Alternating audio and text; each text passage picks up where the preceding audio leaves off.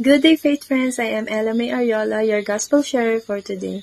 Our holy gospel is from Matthew chapter 13, verses 54 to 58.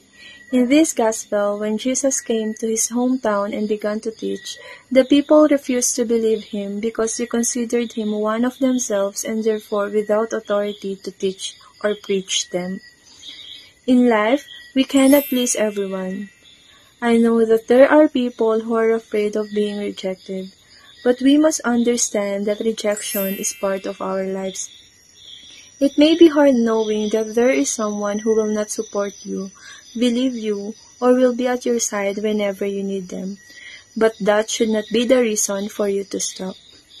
One thing I learned about in this gospel is that we must keep going. Jesus never stopped teaching despite of those people who refused to believe him. Instead, he traveled from place to place to teach, preach, heal, and perform miracles. So here's a reminder to everyone. Do good, believe in yourself, believe in our God.